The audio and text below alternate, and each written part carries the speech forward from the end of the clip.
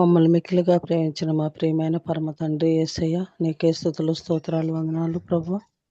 నీ ప్రేమను బట్టి నీ కృపను బట్టి ఇంతవరకు నా ప్రభు 3 గంటల సమయం నుంచి నీ బిడ్డలు అనేక అంశాల విషయాల గురించి ప్రార్థించి ఉన్నారు. మీకే స్తోత్రాలు వందనాలు ప్రభు.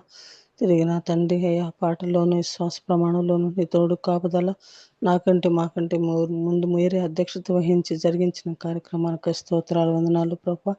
చేరిన బిడ్డలందరినీ దీవించి ఆశీర్వదించండి ప్రభా. ఇదిగో నా తండ్రి, నీ దాసుడు సురేష్ బాబు గారు నా తండ్రి వాక్య పరిచర్య చేయటానికి సిద్ధంగా ఉంటుండగా నీ కుమారుని దీవించండి. నీ పరిశుద్ధాత్మతో నింపండి. మా ఆత్మ జీవితాలకు అవసరమైన విషయాలు మీరు మాతో మాట్లాడండి ప్రభా. మాట్లాడేవారు మీరు కాదు, నేను అన్నావు కనుక నా తండ్రి అయ్యా, మీ తోడు కాపుదలుంచి నా తండ్రి మొదటి నుంచి చివరి వరకు నా ప్రభా అనేక అంశాల విషయాలు పరిశుద్ధ గ్రంథంలో మా కొరకు జరిగిపోయిన జరుగుతున్న జరగబోయే కాలాల గురించి పరిశుద్ధ గ్రంథాన్ని రాయించు ప్రభా. నా తండ్రి వాక్యంతో అందరిని కూడా బలపరచండి. మీ కుమారుడిని ఆత్మతోటి నింపండి. మా ఆత్మీయ జీవితాలకు అవసరమైన విషయాలు మీరు మాతో మాట్లాడి ముచ్చటించి మమ్మల్ని మా జీవితాల్లో మా బ్రతుకులు ప్రభా వాక్యానుసారంగా జీవించే వారుగా మమ్మల్ని అందరినీ కూడా సిద్ధపరచమని నీ దయగలిగిన హస్తానికి నీ దాస్తున్నప్పుడు చెప్తూ చేరిన బిడ్డలందరూ కూడా నీ దయగలిగిన హస్తానికి అప్పు చెప్తూ మా శరీర ప్రాణాత్మని స్వాధీనంలో ఉంచుకోనమని నీ కుమారుణ్ణి ప్రభా నీ హస్తాల చాటు నుండి మరుగుపరిచి మీరు మాట్లాడి మహిమ ఘనత ప్రభావాలు పొందమని అతి త్వరలో మేఘాస్యునుడే రానయ్యున్న యేసయ్య పరిశుద్ధ నామములో ప్రార్థించి అడుగుతున్నాను పరమ తండ్రి. Amen. Amen. Amen. Hallelujah. Praise the Lord. Thank you so much అన్నారు. దేవుని నామానికి మహిమ కలుగుగాక. ఛాన్స్ ఎక్క ప్లీజ్. ఓకే తమ్ముడు. అందరికి గుడ్ మార్నింగ్ అండి. ఈ రోజు మన మధ్యలో వాక్యం అందించడానికి బ్రదర్ సురేష్ బాబు గారు దేవుని యొక్క ఆత్మ చేత ప్రేరేపింపబడి సిద్ధంగా ఉన్నారు. వారిని పరిచయం చేయటం గౌరవంగా భావిస్తున్నాను. బ్రదర్ సురేష్ బాబు గారు ఆంధ్రప్రదేశ్ లోని అనంతపూర్కు చెందిన వారు.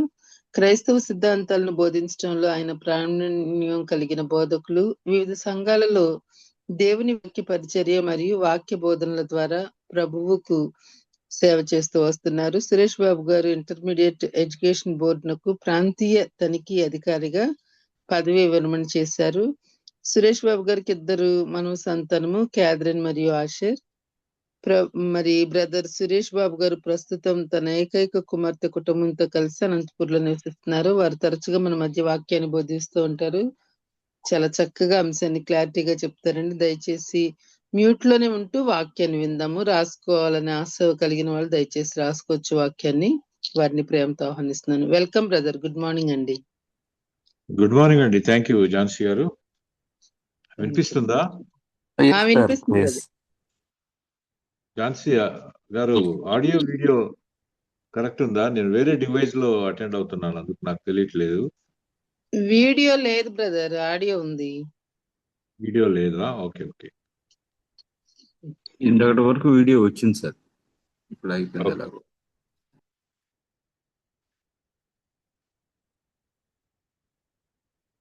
ఒక్క నిమిషం.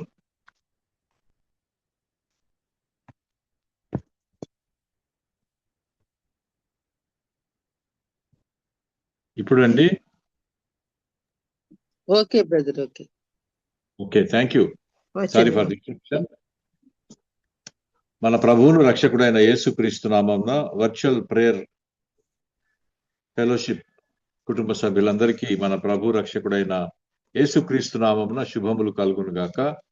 మరొక ఉదయకాలం మనందరం కలిసి దేవుణ్ణి ఆరాధించడానికి, దేవుడి వాక్యంలో నుంచి కొన్ని విషయాలు నేర్చుకోవడానికి దేవుడు మనకు అనుగ్రహించిన గొప్ప అవకాశాన్ని బట్టి దేవునికి ఎంతో కృతజ్ఞతలు తెలియపరుస్తున్నాను. మన వాక్య సందేశానికి సహాయకరంగా న్యాయాధిపతుల గ్రంథం 6వ అధ్యాయము మొదటి 6 వచనాలు చదువుకుందాం. నేను ఒక వచనం చదువుతాను, దయచేసి మీరు ఒక వచనం చదవండి. న్యాయాధిపతుల గ్రంథం 6వ అధ్యాయము మొదటి వచనం నేను, 2వ వచనం మీరు, అలా 6 వచనాలు చదువుకుందాం. ఇశ్రాయేలీలు యెహోవా దృష్టికి దోషులైనందున యెహోవా 7 ఏండ్లు వారిని మిద్యానీయులకు అప్పగించెను.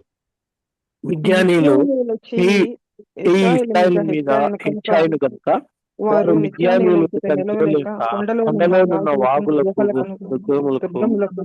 సిద్ధపరచుకుంటే.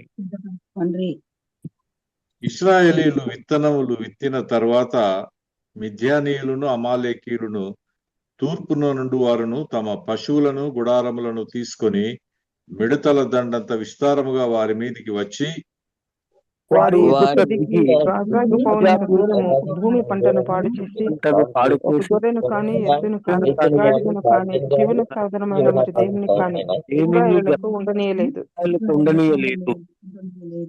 వారును వారి ఒంటెలను లెక్కలేక ఉండెను. దేశమును పాడు చేయుటకు వారు దానిలోకి వచ్చి ఇశ్రాయేలీయులు మిద్యానీయుల వలన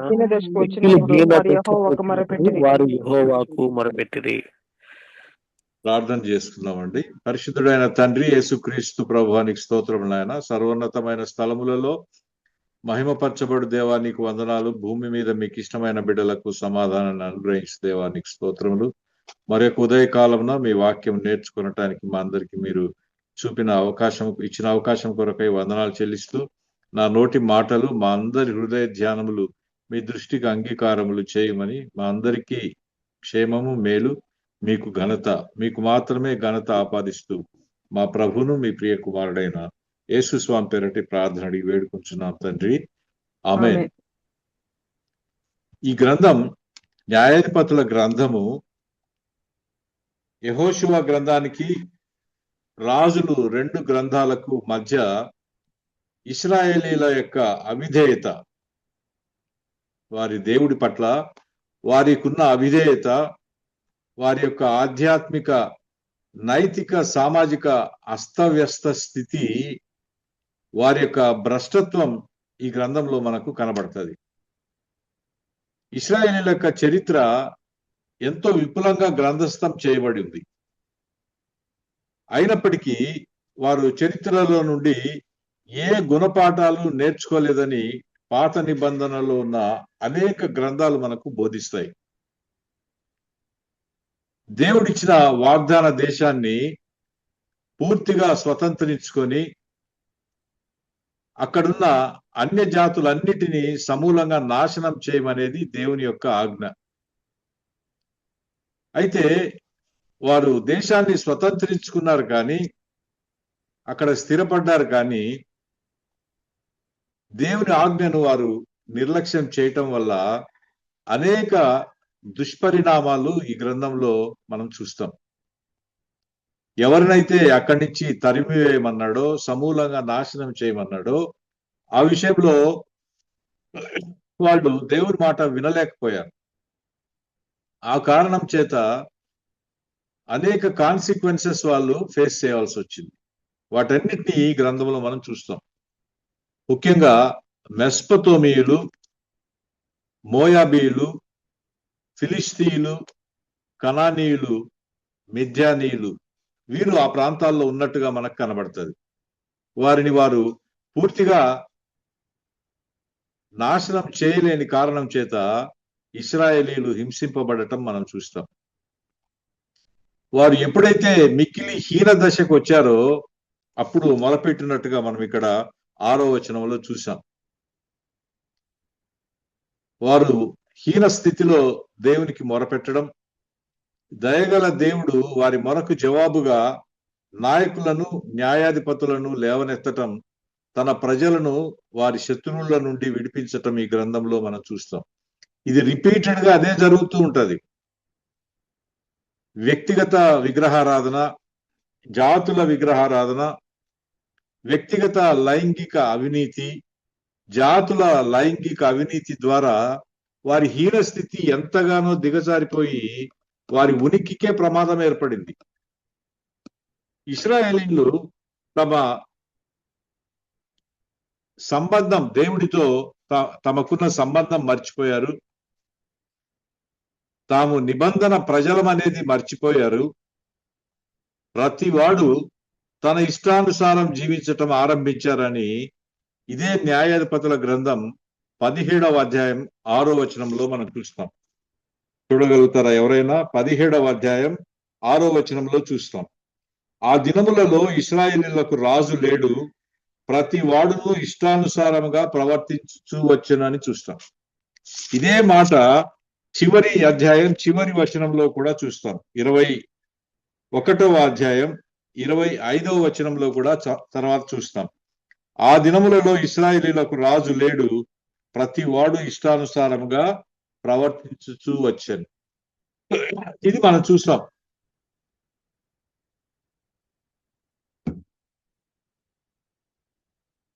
రాజు లేడు, అది వాళ్ళ పొలిటికల్ పిక్చర్.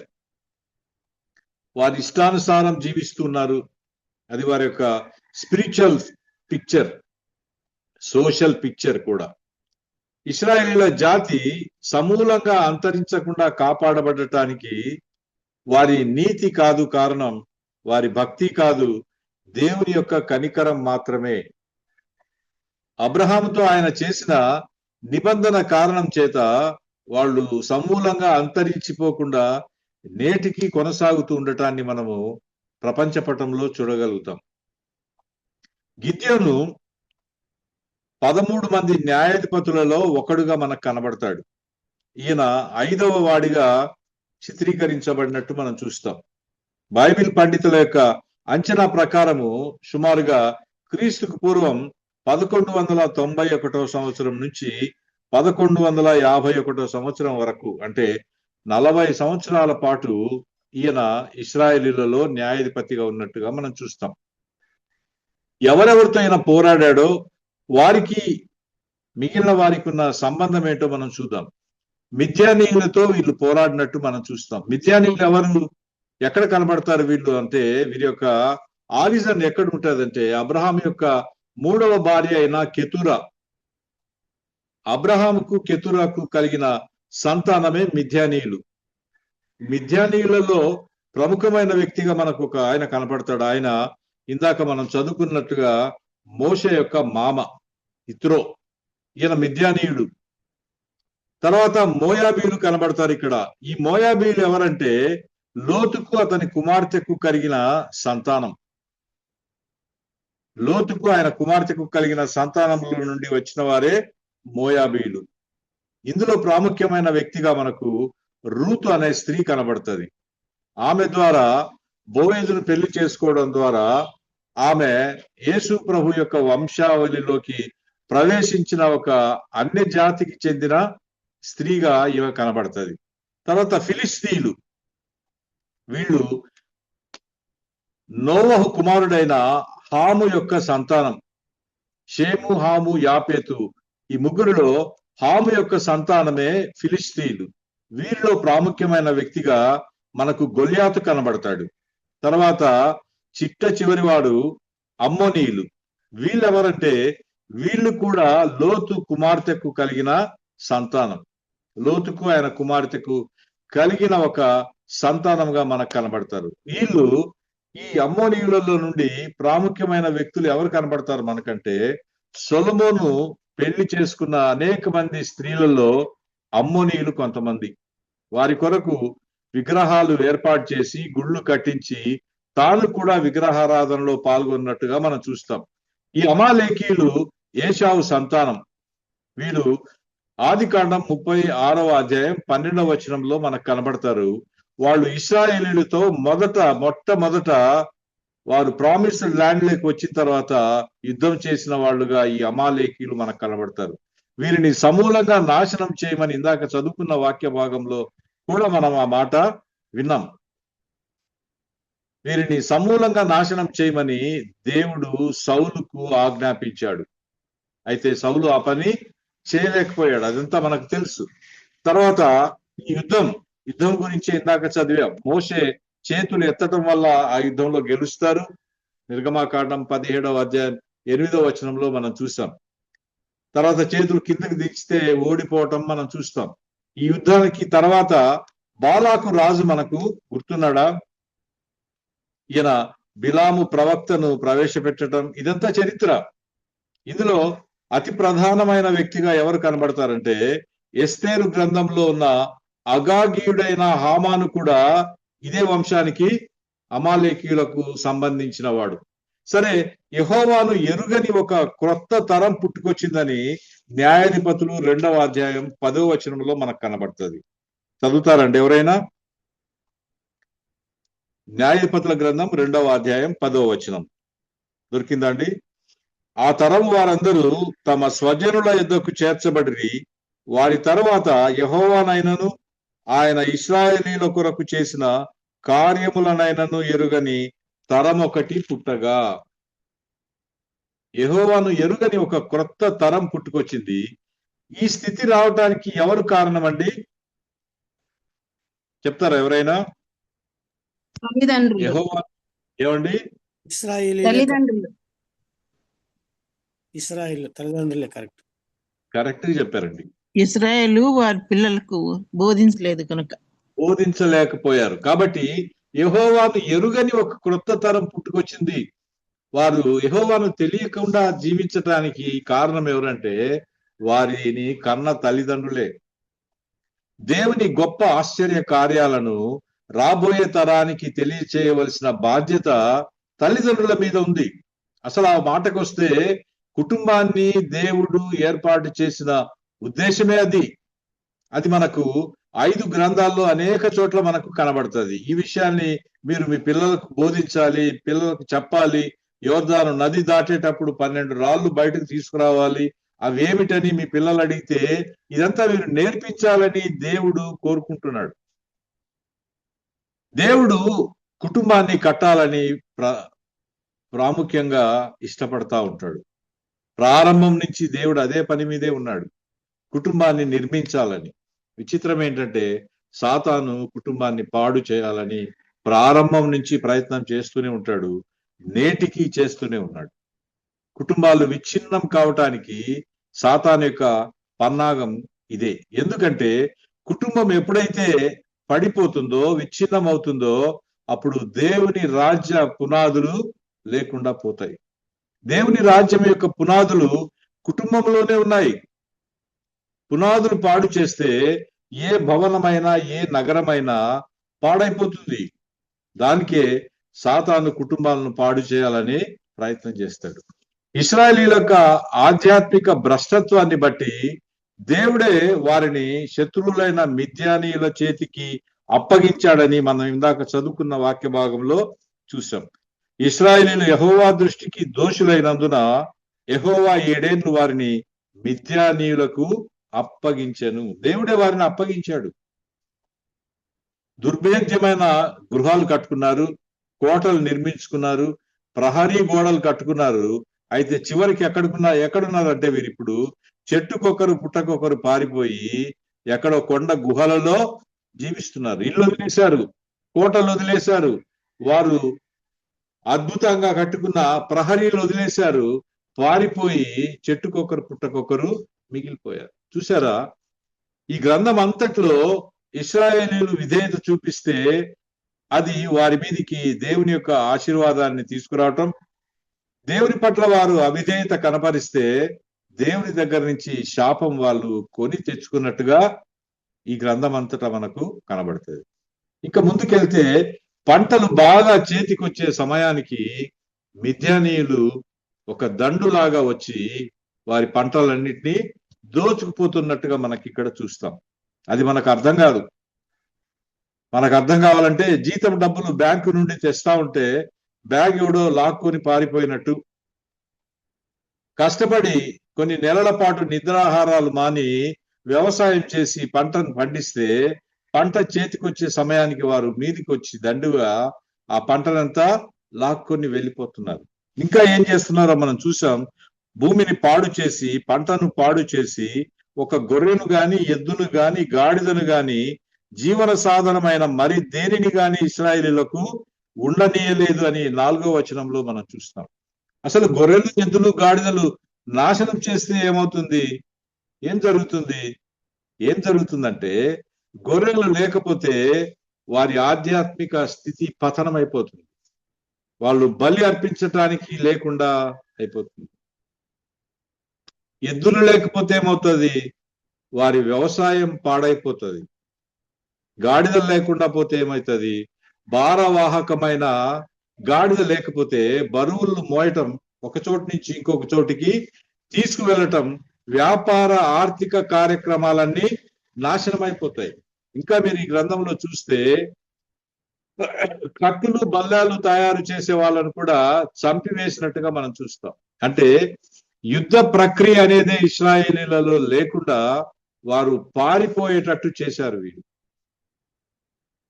వారి యొక్క ఆధ్యాత్మిక జీవితం, వ్యాపార కార్యక్రమాలు, ఆర్థిక కార్యక్రమాలన్నీ శత్రువులు నాశనం చేసినట్టుగా వీరిప్పుడు చేష్టలు ఉడిగిపోయి నిస్సహాయంగా మిగిలిపోయినట్టుగా మనకు కనబడుతుంది. ఇది కాంటెంపరీ సొసైటీని మనకు జ్ఞాపకం చేస్తుందనే ఉద్దేశంతో ఈ విషయాలు నేను మీ దగ్గర మాట్లాడుతాను. మనం ఎదుర్కొంటున్న నేటి సమకాలీన సమాజ పరిస్థితులు కూడా అట్లాగే ఉన్నాయి. క్రైస్తవ జీవితం ముందుకు కొనసాగించటానికి వీలు లేని దుర్భరమైన పరిస్థితులలో మనం కొనసాగుతున్నాం. అది గమనిస్తున్నారో లేదో నాకు తెలియదు. మీరు మిక్కిలి హీన దశకు వచ్చిన తర్వాత వారికి వారి సృష్టికర్త జ్ఞాపకం వచ్చాడు. దేవుడు ఆశీర్వదించినప్పుడు, ప్రేమపూర్వకంగా అన్ని ఇచ్చినప్పుడు వారు కృతజ్ఞతతో సృష్టికర్తను జ్ఞాపకం చేసుకోలేకపోయారు.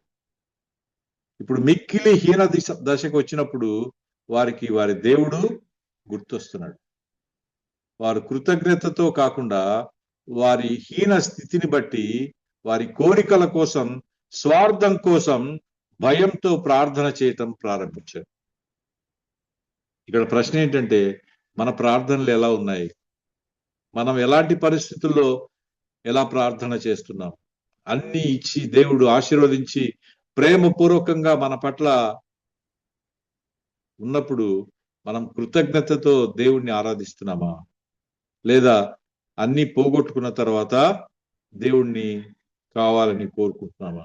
మన ప్రార్థనలు ఎలా ఉన్నాయి? మన ప్రార్థనలు చాలాసార్లు కోరికల చిట్టాల్లాగా ఉంటాయి. క్లిష్టమైన సమయాల్లో మాత్రమే దేవుని వైపు వీరు తిరిగారు. నూతన నిబంధన ప్రారంభ కాలంలో విశ్వాసులు ఎలా ఉన్నారో, వారి ప్రార్థనలు ఎలా ఉన్నాయో ఒకసారి మనము అపోస్తుల కార్యముల గ్రంథం చూస్తే మనకు అర్థమవుతుంది.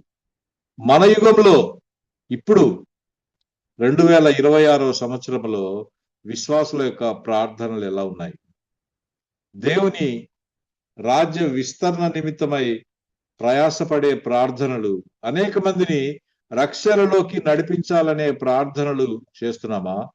లేకపోతే మన కోరికలు తీర్చామని మాత్రమే దేవుడి దగ్గర ప్రాధేయపడుతున్నామా? మనం పరీక్షించుకోవాలి.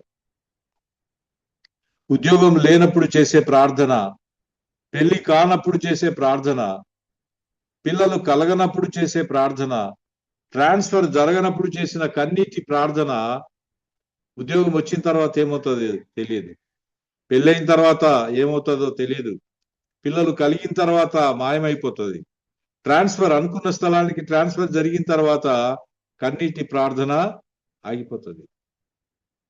అయితే దేవుడు ఏమై ఉన్నాడో దానిని బట్టి మనం ఆరాధించవలసిన వారమై, ఆయన మన కొరకు ఏం చేశాడో దానిని బట్టి దేవునికి మనం కృతజ్ఞత చెల్లించవలసిన వారంగా ఉన్నాం. అసలు ప్రార్థన చేసేటప్పుడు మనం ఉపయోగించే అందమైన మాటల పొందికను చూడడు దేవుడు. ఆ మాటల వెనక, ఆ ప్రార్థన వెనక మన ఉద్దేశం ఏమై ఉంటున్నదో, మోటో ఏమై ఉంటున్నదో దానిని చూసేవాడై ఉంటున్నాడు దేవుడు. మనం ఏదైనా ఒక పని చేసినా, ప్రార్థన చేసినా దాని వెనకల ఉద్దేశాన్ని దేవుడు గమనించేవాడై. సరే, మళ్ళీ ఇక్కడికి వద్దాం. మోషే నాయకత్వంలో ఐగుప్తు బానిసత్వం నుండి విడిపించబడిన దాన్ని దేవుడు ఒక ప్రవక్త ద్వారా వారికి జ్ఞాపకం చేస్తాడు. ఆ ప్రవక్త పేరు ఇక్కడ వ్రాయబడలేదు. ఆ ప్రవక్త వచ్చి వారిని ఎలాగో ఐగుప్తు బానిసత్వం నుండి మోషే నాయకత్వంలో బయటికి తీసుకొచ్చాడో దేవుడు వారికి జ్ఞాపకం చేసి వారిని ఏం కోరుకుంటున్నాడంటే, మీరు భయపడొద్దు, మీరు అమోరీయుల దేశంలో నివసించుచున్నారు. 10వ వచనం, వారి దేవతలకు భయపడకుడి అని మీతో చెప్పి తిని గాని మీరు నా మాట వినకపోతిరి అంటున్నాడు. వారి దేవతలకు భయపడొద్దు మీరు అని చెప్తే, దేవుడికి భయపడవలసిన వారు, సృష్టికర్త అయిన దేవుడికి భయపడవలసిన వారు అమోరీయుల దేవతలకు భయపడుతున్నారు.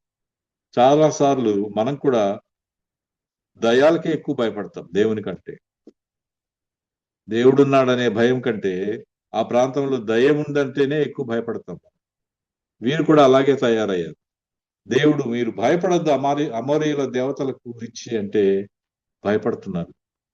సరే, అలాంటి బ్యాక్ డ్రాప్ లో ఇప్పుడు దేవుడు గిద్యోనును సంధిస్తున్నాడు. ఈ అధ్యాయంలో మీరు చూడగలిగితే 11వ వచనంలో చదువుతారండి. 11వ వచనంలో ఎవరు వచ్చారో గిద్యోను దగ్గరికి? యెహోవా దూత వచ్చి చాలండి, నేను చెప్తా ఉంటాను, చదవండి. తర్వాత 20వ వచనం చూడండి. దేవుని దూత ఆ మాంసము అలాగే 21వ వచనం చూడండి. 21వ వచనం చూడండి. అతడు అలాగూ చేయగా యెహోవా దూత తన చేతనున్న కర్రను చాపి. అట్లాగే 21వ వచనం లాస్ట్ లైన్ చదవండి. అంతటి యెహోవా దూత అతనికి అదృశ్యమాయెను. ఎవరు వచ్చినట్టుందండి ఇక్కడ? యెహోవా దూత. యెహోవా దూత వచ్చినట్టుంది కదా. గిద్యోనును దర్శించటానికి యెహోవా దూత వచ్చినట్టుగా మనకు కనబడుతుంది. అయితే 14వ వచనం చూడండి. అంతటా యెహోవా అతని తట్టు తిరిగి 16వ వచనం చూడండి. 16వ వచనం చూడండి. నేను నీకు తోడయుందును కనుక. 16వ వచనం 15 చివరి లైన్ చదవండి. నా పితరుల కుటుంబంలో నేను కనిష్ఠుడనై ఉన్నానని ఆయనతో చెప్పాను. అందుకు యెహోవా ఆయన నేను అక్కడ యెహోవా కనపడుతున్నాడు. 23వ వచనం చూడండి. అప్పుడు యెహోవా నీకు సమాధానం, భయపడకుము, నీవు చావవని అతనితో సెలవిచ్చాను. చూసారా ఈ డిఫరెన్స్? అర్థమైందా అండి మీకు? ఏమండి? 11వ వచనంలో యెహోవా దూత వచ్చినట్టుగా ఉంది, యెహోవా వచ్చినట్టుంది. ఎవరు వచ్చారండి ఇంతకు?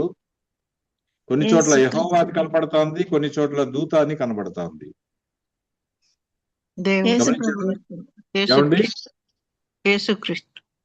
ఎవరు ప్రత్యక్షమయ్యారు? ఇద్దరిని సమానార్థంలో వాడిన దానిని థియోఫనీ అంటారు. కొన్ని చోట్ల అక్కడ యెహోవా అని వ్రాయబడింది, కొన్ని చోట్ల యెహోవా దూత అని వ్రాయబడింది. దీనిని బైబిల్ పండితులు చాలా విధాలుగా వ్యాఖ్యానిస్తారు.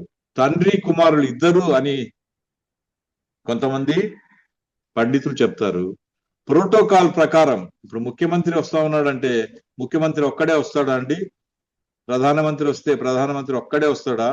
ప్రోటోకాల్ ఆయనతో పాటు అనేక మంది దిగుతారు. అలాగే యెహోవా దేవుడు వస్తుంటే యెహోవా దేవుడితో పాటు అనేక మంది దూతలు వచ్చారు. కొన్నిసార్లు యెహోవా మాట్లాడుతున్నాడు, కొన్ని చోట్ల యెహోవా దూత మాట్లాడుతున్నాడు అని కొంతమంది అంటారు. ఇంకా కొంతమంది తండ్రి కుమారులు యేసు ప్రభువుల వారు కూడా తండ్రితో పాటు వచ్చాడన్న మాట కొంతమంది చెప్పడం మనము చూస్తాం. సరే, ఏది ఏమైతేమి దేవుడు గిద్యోనును సంధించటానికి దిగి వచ్చాడు. గిద్యోను ఎలా ఉన్నాడు, ఎక్కడున్నాడంటే ఆయన మిద్యానీయులకు భయపడి గానుగ చాటున గుంతలో కూర్చొని గోధుమలను దుల్లగొడతా ఉన్నాడు. మామూలుగా గోధుమలు పొలంలో దుల్లగొడతా ఉంటారు. పశువులు తొక్కుతాయి, గోధుమలన్నింటినీ ప్రక్కకు తీసిన తర్వాత గాలిలో తూర్పు పట్టి గింజలన్నీ ప్రక్కకు పెడతారు. అది వ్యవసాయం ఫీల్డ్ పరిచయం ఉన్న వాళ్ళకి అర్థమవుతుంది. ఇక్కడ ఆ పని పొలంలో చేయకుండా వాటన్నిటిని తీసుకొని వచ్చి ఇక్కడ గానుగ చాటున కూర్చొని గుంతలో దుల్లగొడతా ఉన్నాడు. ఎందుకు అంటే వారికి భయపడ్డాడు. ఇందాక చదువుకున్నాం మనం, పంట చేతికి వచ్చే సమయానికి వారు ఒక దండులాగా వచ్చి పంట అంతా లాక్కొని వెళ్ళిపోతున్నారు. తిండి లేకుండా సంవత్సరం కాలం పాటు వీళ్ళు బ్రతకాల్సి వస్తుంది. అడవుల్లో దొరికే దుంపలేవో తిని బ్రతకాల్సి వస్తూ ఉంది. చాలా దుర్భరమైన పరిస్థితి, మనం ఊహించలేని పరిస్థితిలో ఉన్నారు. అందుకోసము ఉన్న కొద్దిపాటి పంటను దుల్లగొట్టి గింజలను తీసుకుని వెళ్ళటానికి ఆయన అక్కడ కూర్చొని దుల్లగొడతా ఉన్నాడు. అప్పుడు యెహోవా అతనికి ప్రత్యక్షమై ఏమంటున్నాడంటే, పరాక్రమము గల బలాఢ్యుడా అని అతన్ని సంబోధిస్తా ఉన్నాడు. యెహోవా దూత అతనికి కనబడి, పరాక్రమము గల బలాఢ్యుడా, యెహోవా నీకు తోడై ఉన్నాడని అతనితో చెప్పాను. 12వ వచనంలో దాన్ని మనము చూస్తాం. ఏంటంటే ఒక పిరికి వాడిని పట్టుకొని దేవుడు పరాక్రమము గల బలాఢ్యుడా అంటా ఉన్నాడు. ఎగతాళి చేస్తా ఉన్నాడు దేవుడు.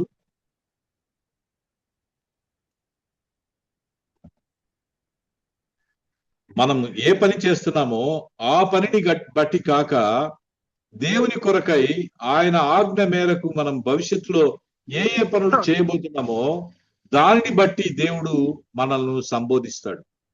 దానిని బట్టి దేవుడు మనల్ని చూస్తాడు. ఇక్కడ గిద్యోను కూడా భయంతో అక్కడ కూర్చొని దుల్లగొడతా ఉన్నా దేవుని చేతుల్లోకి రాబోయే రోజుల్లో ఒక బలమైన సాధనముగా వచ్చే గిద్యోను దేవుని చేత వినియోగించబడి మిద్యానీయులను సమూలంగా ఎలా నాశనం చేయబోతున్నాడో దానిని భవిష్యత్తులో జరగబోయే దానిని దేవుడు చూస్తా ఉన్నాడు. అందుకే అలా సంబోధిస్తా ఉన్నాడు.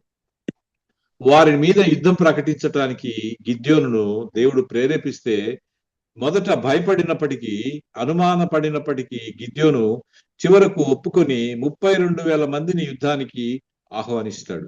అయితే దేవుడు అంతమందిని యుద్ధానికి తీసుకొని వెళ్తే వచ్చే విజయాన్ని దేవుడికి కాకుండా ప్రజలు తమకే ఆపాదించుకొని గర్వపడతారనే భయం చేత కేవలం 300 మందితో మాత్రమే దేవుడు యుద్ధానికి వెళ్ళమని వారిని కోరుకుంటాడు.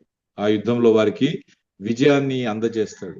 32,000 మందితో యుద్ధంలో గెలిస్తే ఇశ్రాయేలీలు తమ సొంత బలంతో గెలిచామని గర్విస్తారు. అది వారికి క్షేమం కాదు. మనం ఏమి కలిగి ఉన్నా, ఏది పొందినా, ఏది సాధించినా అది దేవునికి మహిమకరంగా ఉండాలి తప్ప మనం గొప్పలకు పోరాదనే విషయం ఇక్కడ మనకు అర్థమవుతుంది. అందుకే బలవంతులను కాకుండా బలహీనులను, మేధావులను కాకుండా అధికులను కాకుండా మనలాంటి బుద్ధిహీనులను అధములను దేవుడు ఎన్నుకొని తన ప్రజలకు మేలు చేయాలని, తనకు ఘనత తెచ్చుకోవాలని దేవుడు కోరుకుంటా ఉన్నాడు. దేవుడు తన రాజ్యాన్ని నిర్మించుకునే కార్యక్రమంలో ప్రారంభం నుంచే ఉన్నాడు. నీవు నేను అందుబాటులో ఉంటే మనల్ని కూడా వినియోగించుకుంటాడు. మన ఎబిలిటీస్ కాదు, చాలా మంది ఇదే చెప్తుంటారు, మన ఎబిలిటీ కాదు, మన అవైలబిలిటీని దేవుడు వినియోగించుకుంటాడు. మనం చాలా సార్లు అనుకుంటాం మనకున్న సామర్థ్యాన్ని బట్టి దేవుడి సేవలో మనం వినియోగించబడుతున్నామని అనుకుంటాం. మన యొక్క ఎబిలిటీస్ కాదు, మన యొక్క అందుబాటులో ఉండే దాన్ని బట్టి. ఎవరున్నారు అక్కడ అంటే నేనున్నాను ప్రభువా అని చెప్పేవాడు కావాలి దేవుడు. మనం ఏదైనా పని చేయాలనుకుంటున్నప్పుడు మన కళ్ళెదురుగా ఉన్నవాడికి ఆ పని చెప్తాం తప్ప వేరే ఊర్లో ఉన్న బంధువును పిలిచి మనం ఆ పని చెప్పం. వాడు వచ్చేది ఎప్పుడు, ఆ పని చేసేది ఎప్పుడు. ఎవరు మన మాట వింటారో వాడికి ఆ పని చెప్పడానికి మనం ప్రయత్నం చేస్తాం. దేవుడు కూడా ఎవరక్కడ అంటే చిత్తం ప్రభు అనేవాడు ఉండాలని కోరుకుంటున్నాడు. అలాంటి వాళ్ళను దేవుడు తన రాజ్య విస్తరణ నిమిత్తమై వినియోగించుకుంటాడు. దేవుని దృష్టిలో గర్వం చాలా హేయమైంది. మనం దేనిని బట్టి అతిశయించినా దేవుడు దానిని టాలరేట్ చేయలేడు. మనం చాలా సార్లు మిగతా లోక విషయాల్లో గర్వించటం మానివేసి చాలా కాలం అయింది, కానీ స్వంత నీతి విషయంలో గర్వం మాత్రం ఇంకా వదిలిపెట్టలేకపోతున్నాం. స్వనీతి కూడా గర్వమే, అది దేవుని మహిమను దొంగిలిస్తుంది. మిగతా విషయాలు ప్రక్కన పెడితే మన స్వంత నీతి మనకు పరలోకాన్ని ఆపాదిస్తుందని మనం అనుకుంటాం.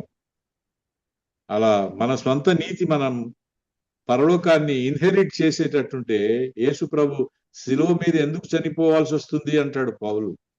కాబట్టి ఆయన ఎందుకు భయభక్తులు, ఆయన మనకిచ్చే ఆపాదించే నీతి తప్ప మన యొక్క నీతి అది పనికిరాదని మనకు అర్థమవుతుంది. దేవుడు గిద్యోనుతో మాట్లాడి అతన్ని ఒప్పించిన తర్వాత తన ప్రజలకు విమోచన తీసుకొని వస్తాడు. మనలాగే గిద్యోను కూడా దేవుణ్ణి 2 సార్లు సూచనలు అడుగుతాడు, భయపడతాడు, అనుమానిస్తాడు.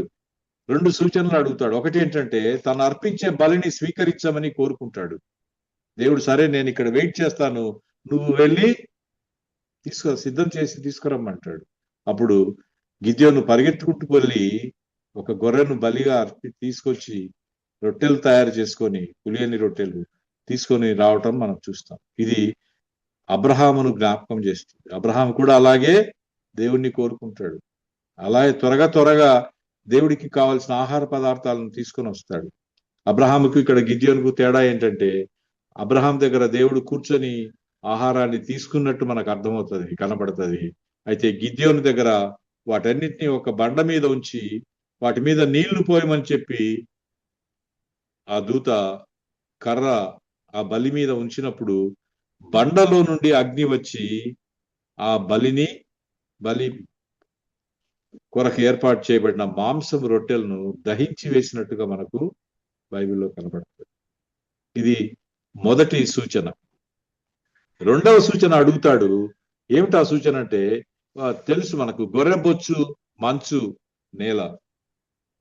6వ అధ్యాయం 37 నుండి 40 వచనాల్లో మనము ఆ విషయాన్ని చూడగలుగుతాం. ఇదే న్యాయాధిపతుల గ్రంథం 6వ అధ్యాయం 37-40 వచనాల మధ్య మనకు కనబడుతుంది. నేను చెప్తాను, దేవుణ్ణి అడుగుతాడు గిద్యోను, ఇంకొక సూచన నాకు చూపెట్టమంటాడు. ఏంటంటే అది గొర్రెబొచ్చును ఇక్కడ ఉంచుతాను నేను, రాత్రంతా మంచు పడాలి, ఆ మంచు చేత గొర్రెబొచ్చు మాత్రమే తడవాలి, మిగతా నేలంతా పొడి పొడిగా ఉండాలి. సరే అంటాడు దేవుడు. ఆ రోజు రాత్రి మంచు కురుస్తుంది, గొర్రెబొచ్చు పిండితే ఒక పెద్ద గిన్నెడు నీళ్ళు వస్తాయి. చుట్టుపక్కల ప్రాంతం అంతా డ్రైగా ఉన్నట్టు చూస్తాడు గిద్యోను. మళ్ళీ ఇంకొక సూచన అడుగుతాడు. ఈసారి మీరు కోపడకపోతే ఇంకొక సూచన ఏంటంటే, ఈసారి కూడా మంచు పడాలి రాత్రంతా, అప్పుడు చుట్టూ ఉన్న పరిసర ప్రాంతాలన్నీ మంచు చేత కప్పబడాలి లేదా చల్లబడాలి, ఈ గొర్రెబొచ్చు మాత్రమే పొడి పొడిగా ఉండాలని అడుగుతాడు. సరే, దాన్ని కూడా దేవుడు చేసి చూపెడతాడు మరుసటి రోజు. రెండవ రోజు ఆ ప్రదేశం అంతా మంచు చేత కప్పబడి గొర్రెబొచ్చు మాత్రమే డ్రైగా ఉన్నట్టు మనం చూస్తాం. జాగ్రత్తగా గమనించండి, ఇది పాత నిబంధన కొత్త నిబంధనలో ఉన్న తేడా మనకు అర్థమవుతుంది. పాత నిబంధనలో గొర్రెబొచ్చు అనగా ఇశ్రాయేలు, వారిపైన మాత్రమే దేవుడు కనికరం చూపించినట్టుగా మనకు అర్థమవుతుంది పాత నిబంధనలు. నూతన నిబంధనలోకి వచ్చేటప్పటికి అన్య జనాంగం మీద కూడా ఆయన కనికరాన్ని ఎక్స్టెండ్ చేసినట్టు మనకు అర్థమవుతుంది. కొత్త నిబంధనల కాలంలో ఇప్పుడు నేలంతటా దేవుని కృప విస్తరించింది, ఇశ్రాయేలు మీద మాత్రమే అది కురియబడలేదు. పాత నిబంధనకు కొత్త నిబంధనకు ఉన్న తేడా మనకి ఇక్కడ అర్థమవుతుంది. అన్య జనాంగమైన మన మీద కూడా ఆయన కనికరం కుమ్మరించబడినట్టు మనకు అర్థమవుతుంది. సరే, అసలు దేవుడు ఎందుకు మాట్లాడతాడు తన ప్రజలతో అని మనకి ఇక్కడ అర్థమవుతుందంటే, 4 కారణాల చేత దేవుడు ఆయన ప్రజలతో మాట్లాడతాడు. ఒకటి, ఆయన మనల్ని ప్రేమిస్తున్నాడు కాబట్టి మాట్లాడతాడు. మనం కూడా ఎవరినైనా ఇష్టపడితే, ఎవరితోనైనా స్నేహంగా ఉంటే, ఎవరినైనా ప్రేమిస్తూ ఉంటే, మన పిల్లలే కావచ్చు, మన కుటుంబ సభ్యులే కావచ్చు, వారితో మాట్లాడాలని ఇష్టపడతాం. వారు మనతో మాట్లాడాలని ఇష్టపడతాం. వారు మనలతో మాట్లాడకపోతే, మనం వాళ్ళతో చాలా రోజుల నుంచి మాట్లాడకపోతే ఏదో వెలితిగా మనం భావిస్తాం. దేవుడు కూడా అలాగే అనుకుంటున్నాడు. ఇక్కడ ఆయన మనతో మాట్లాడాలని, మనము ఆయనతో మాట్లాడాలని దేవుడు కోరుకుంటున్నాడు. ఆయన మనతో వాక్యం ద్వారా మాట్లాడతాడు, మనం ఆయనతో ప్రార్థన ద్వారా మాట్లాడాలని కోరుకుంటున్నాడు. అది మొదటి కారణం. రెండవ కారణం, దేవుడు ఎందుకు మాట్లాడతాడంటే, మనము ఆయనను వెంబడించేటట్లు నిర్ణయాలు తీసుకోవటానికి మాట్లాడాలని దేవుడు కోరుకుంటున్నాడు. మూడవది, మన నిరుత్సాహాన్ని, భయాన్ని, ఆందోళనను, అవిశ్వాసాన్ని పోగొట్టడానికి దేవుడు మాట్లాడతాడు. బైబిల్ అంతట్లో ఈ 4 సందర్భాలే మనకు కనబడతాయి. 4వది, చిట్ట చివరిది, తన ఘనతను, మహాత్మ్యమును మనం కీర్తించాలని దేవుడు మనతో మాట్లాడతాడు. సరే, ఇక్కడ గిద్యోను ఒక మాట అంటున్నాడు. ప్రవక్త అతని దగ్గరకు వచ్చినప్పుడు, దేవుని దూత, యెహోవా దూత అతని దగ్గరకు వచ్చినప్పుడు 13వ వచనంలో ఒక మాట అంటాడు. చూడండి, చదువుతారండి. 13వ వచనం, 6వ అధ్యాయం 13వ వచనం. గిద్యోను చిత్తమున ఏలినవాడ, యెహోవా మాకు తోడయుండి నీడల ఇదంతయు మాకేలా సంభవించెను?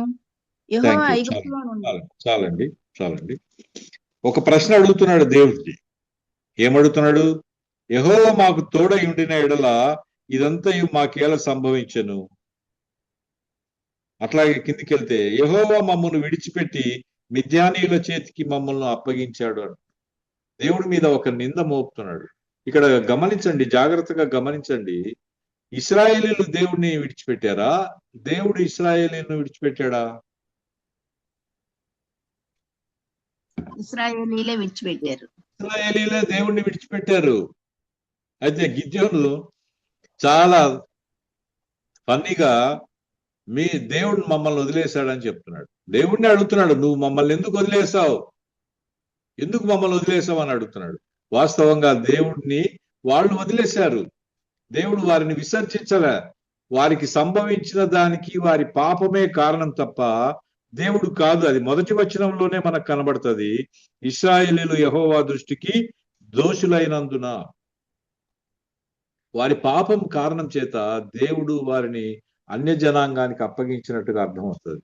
అయితే గిద్యోను తమ దురవస్థకు దేవుడే కారణమైనట్టు దేవుణ్ణి నిందిస్తున్నాడు. మనం కూడా చాలా సార్లు మనం పొందిన మేళ్ళన్నీ మన స్వశక్తి వలన, బలం వల్ల, తెలివితేటల వల్ల, మనకున్న పలుకుబడి పరిచయాల వల్ల పొందామని, ఏమైనా కష్ట నష్టాలు, అనారోగ్యము, దుఃఖము, మరణం సంభవిస్తే దానికి దేవుడే కారణమని అనేక సార్లు నిందిస్తూ ఉంటాం. ఒకవేళ దేవునితో మనం గిద్యోనులాగా డైరెక్ట్ గా అనకపోవచ్చు, కానీ హృదయాంతరంగాల్లో మనం దేవుడి పట్ల నిందించే స్వభావాన్ని కలిగి ఉంటాం. న్యాయాధిపతులు ఉన్నంత కాలం ఇశ్రాయేలీలు దేవుణ్ణి వెంబడిస్తూ ఉంటారు. వీళ్ళు ప్రక్కకు పోయినప్పుడు న్యాయాధిపతులు మళ్ళీ వారిని దేవుడి దగ్గరికి తీసుకురావటం జరుగుతుంది.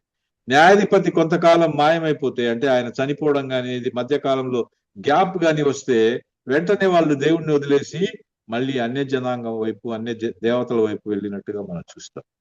అసలు న్యాయాధిపతులు వారితో ఎల్లకాలం ఉంటారా అండి? ఉండలేరు కదా. ఉండాలని దేవుడు కోరుకుంటున్నాడా? ఇశ్రాయేలీలు కోరుకుంటున్నారా? ఎవరో ఒకరు చెబితే తప్ప వారు దేవుని మార్గంలో ప్రయాణించలేరా? అయితే మన పరిస్థితి ఏంటి? మనకు న్యాయాధిపతులు ఎవరు లేరు. పరిశుద్ధాత్మ దేవుడే మనకు మార్గదర్శి, వాక్యమే మనకు చుక్కాని. మనకు గిద్యోనులు ఎవరు లేరు. మనల్ని నడిపించటానికి న్యాయాధిపతులు ఎవరు మన కాలంలో లేరు. పరిశుద్ధాత్మ దేవుడే మనకు మార్గదర్శి. అలాగే గిద్యోను గురించి చాలా విషయాలు మనము ఈ యొక్క అధ్యాయంలో, లేకపోతే ఈ 2-3 అధ్యాయాల్లో మనకు అర్థమవుతుంది. చాలా ఆస్పెక్ట్స్ గిద్యోనులో మనకు, మనతో కంపేర్ చేసుకోగలిగిన ఆస్పెక్ట్స్ మనకు కనబడతాయి. మనకు వ్యతిరేకమైన ఆస్పెక్ట్స్ కూడా మనకు కనబడతాయి. ఇక్కడ మొదట అనుమానించిన, సంశయించిన గిద్యోను కన్విన్స్ అయిన తర్వాత అన్కండిషనల్ ఒబీడియన్స్ ను చూపెడతాడు. ఇలా కొన్ని విషయాలు మనం స్టడీ చేద్దాం, క్యారెక్టర్ స్టడీ లాగా. దేవుణ్ణి మొదట అనుమానిస్తాడు. దేవుడి చేత ఆకర్షించబడిన తర్వాత, కన్విన్స్ అయిన తర్వాత ఇంకా ఏ అవిధేయత లేకుండా దేవుడు ఎలా చెబితే అలా చేయటానికి గిద్యోను సిద్ధపడతాడు. ఈయనలో ఇంకొక స్వభావం మనకు కనబడుతుంది, తగ్గించుకునే స్వభావం మనకు కనబడుతుంది. అది ఎలా కనబడుతుంది? దేవుడు నీ చేత నేను వీరిని విడిపిస్తానని చెబితే 15వ వచనంలో అంటాడు, దేని సహాయం చేత నేను ఇశ్రాయేలీయులను రక్షింపగలను? నా కుటుంబం మనష్య గోత్రంలో ఎన్నిక లేనిదే, నా పితరుల కుటుంబంలో నేను కనిష్ఠుడనై ఉన్నానని చెప్తున్నాడు. ఇది ఆయన తగ్గింపుకు గుర్తు. మనష్య గోత్రం, మనష్య యోసేపు కుమారుడు, యోసేపు యాకోబు కుమారుడు. మా గోత్రంలో మా నాన్న, మా పితరుడు అందరికంటే లాస్ట్ ఉన్నవాడు. మా ఇంట్లో నేను అందరికంటే లాస్ట్ ఉన్నవాడిని, అందరికంటే కనిష్ఠుడని నేను, అందరికంటే చిన్నవాడిని. నా చేత కాదు ఇదంతా. మోషేలాగా చెప్తా ఉన్నాడు. తగ్గించుకునే స్వభావం ఈయనలో మనకు కనబడుతుంది. దేవుని అద్భుత కార్యముల పట్ల గొప్ప విశ్వాసం ఉంది. ఆయన పితరులు ఆయనకు దేవుడు చేసిన పనులన్నీ బోధించినట్టున్నారు. అందుకే అంటున్నాడు కదా, యెహోవా మాకు తోడై ఉండిన ఎడల ఇదంతా మాకేలా సంభవించను. యెహోవా ఐగుప్తులో నుండి మమ్మల్ని రప్పించనని మా పితరులు మాకు వివరించిన ఆయన అద్భుత కార్యములన్నీ ఏమైనాయి? 13వ వచనంలో అంటున్నాడు. ఇవన్నీ మాట్లాడుతున్నాడంటే పితరుల ద్వారా ఆయన జరిగిన విషయాలన్నీ తెలుసుకున్నాడు, లేఖనాలన్నీ గ్రహించాడు. దేవుడు వారి పితరులకు చేసిన మేళ్ళన్నీ, అద్భుత కార్యాలన్నీ ఆయనకు తెలుసు. అందుకోసమే అవన్నీ ఏమైనా ఇప్పుడు దేవుడు ఎందుకు మమ్మల్ని వదిలేశాడని అడుగుతున్నాడు. అద్భుత కార్యాల పట్ల గొప్ప విశ్వాసం కనబరుస్తున్నాడు. శ్రమపడే నేచర్ కనబడుతుంది. తన ప్రజలను విడిపించడానికి సైన్యాన్ని సిద్ధపరుస్తాడు. దేవుడు అతనికి యుద్ధంలో విజయం అనుగ్రహిస్తానని చెప్పినప్పటికీ రాత్రంతా నడిచి అందరిని యుద్ధానికి తీసుకెళ్లి అక్కడ స్ట్రాటజిక్ గా వారిని ఏర్పాటు చేసినట్టు చూస్తాం. ముందు చూపు, ఆయనలో ఒక ముందు చూపు ఉన్నట్టుగా మనకు కనబడుతుంది. దేవుడు విజయం ఇస్తానన్నాడు కదా అని నిర్లక్ష్యంగా ఉండకుండా వార్ స్ట్రాటజీస్ ను ప్రిపేర్ చేస్తాడు. 300 మందిని తీసుకొని వాళ్ళని 3 భాగాలుగా చేసి ఎక్కడెక్కడ వాళ్ళని ఉంచాలో ఉంచి వారు ఏమేం చేయాలో ఎప్పుడెప్పుడు చేయాలో ఒక గొప్ప స్ట్రాటజిక్ ప్లాన్ ను వారికి చెప్తాడు. ఇదంతా ఆయనకున్న ఒక ముందు చూపు మనకు కనబడుతుంది. తర్వాత తనను మాత్రమే కాపాడుకుంటే చాలే అనుకోలే. మొదట అలా అనుకొని ప్రారంభం చేసి గోధుమలను దుల్లగొడుతూ ఆ ఆహారం కోసం మాత్రమే, తన కోసం, తన కుటుంబం కోసం, వారి క్షేమం కోసం మాత్రమే ఆలోచించాడు. అయితే ఎప్పుడైతే దేవుని చేతిలోకి వచ్చాడో, ఎప్పుడైతే దేవుణ్ణి విశ్వసించాడో, ఎప్పుడైతే దేవుని మాట వినటం నేర్చుకున్నాడో, జాతి మొత్తం కాపాడాలనే ఆరాటం అతనిలో మనము చూస్తాం. ఏమండి, మన ప్రార్థన ఎలా ఉంది? మన కొరకు, మన కుటుంబం కొరకేనా? క్రైస్తవులందరి కొరకు ప్రార్థన చేస్తున్నామా? అందరూ క్షేమంగా ఉండాలని మనం ఆరాట పడుతున్నామా? ఇది గిద్యోను దగ్గర మనము పోల్చి చూసుకోవాలి. అలాగే స్థిరపరచుకోవాలనే ఆలోచన ఆయనలో మనకు కనపడుతుంది. చెదిరిపోయిన తన రాజ్యాన్ని, చెదిరిపోయిన ఇశ్రాయేలీయులందరినీ తిరిగి సమకూర్చుకోవాలనే ఆశపడతా ఉన్నాడు. శత్రువును తక్కువగా అంచనా వేయకుండా ఎంతో నైపుణ్యము కలిగిన వాడుగా పాము వలె వివేకంతో యుద్ధాన్ని ఎదుర్కొన్నట్టుగా మనం చూస్తాం. Planning and war strategy. ఆధ్యాత్మిక జీవితాన్ని మనం చాలాసార్లు ఆషామాషిగా తీసుకుంటాం. అదొక యుద్ధమని, మనం పోరాడుతున్నది ఇహలోక సంబంధమైన వారితో కాదని పౌలు మనకు చాలా చోట్ల చెప్తాడు. ఇక్కడ కూడా గిద్యోను జీవితంలో మనం చూస్తే యుద్ధాన్ని ఆయన చాలా సీరియస్ గా తీసుకున్నాడు, ఆషామాషిగా తీసుకోలే. దేవుడు అతనికి తోడై ఉన్నాడని తెలుసు. దేవుడు అతనికి నీకు యుద్ధంలో విజయం అనుగ్రహిస్తానని మాట ఇచ్చాడు. అయినా కూడా సైన్యాన్ని ఎలా ఉపయోగించాలో, యుద్ధ పరికరాలను ఎలా ఉపయోగించాలో, ఎలా బూరలు ఊరాలో, ఎలా కుండలు పగలగొట్టాలో, ఎలా అందరూ కలిసి శత్రువును ఓడించాలో, చంపాలో 7వ అధ్యాయం అంతా మనం చూస్తే అర్థమవుతుంది. కాబట్టి ఆధ్యాత్మిక జీవితం కూడా ఒక యుద్ధం అనుకుంటే దాన్ని మనం ఆషామాషిగా తీసుకోవడానికి వీల్లేదు. మనం ఈ పరిస్థితిని సులభంగా ఓవర్కమ్ కావచ్చనే ఓవర్ కాన్ఫిడెన్స్ ఉండటానికి వీల్లేదు. అది కూడా ఒక సాతాను యొక్క స్ట్రాటజీ. మనం యుద్ధంలో ఓడిపోవడానికి మనకు ఉన్నదానికంటే మన గురించి మనం ఎక్కువగా ఊహించుకోవడం కూడా మనం ఓడిపోవడానికి కారణమవుతుంది. అది సెటానిక్ స్ట్రాటజీ. దానికి పడిపోకుండా ఈయన చాలా ప్లాన్ తో యుద్ధాన్ని చేసినట్టుగా మనము చూస్తాం. తమ జాతిని, పూర్వీకులను జ్ఞాపకం ఉంచుకున్నాడు. పూర్వీకుల యొక్క ఘనత, వారి యొక్క ఆధ్యాత్మిక గొప్పతనాన్ని పూర్తిగా తెలుసుకున్నవాడు. లేఖనాలు బాగా పఠించాడు. ఎవరో చెప్తే లేఖనాల గురించి తెలుసుకోవటం వేరు, స్వంతంగా లేఖనాలు చదివి గ్రహించటం వేరు.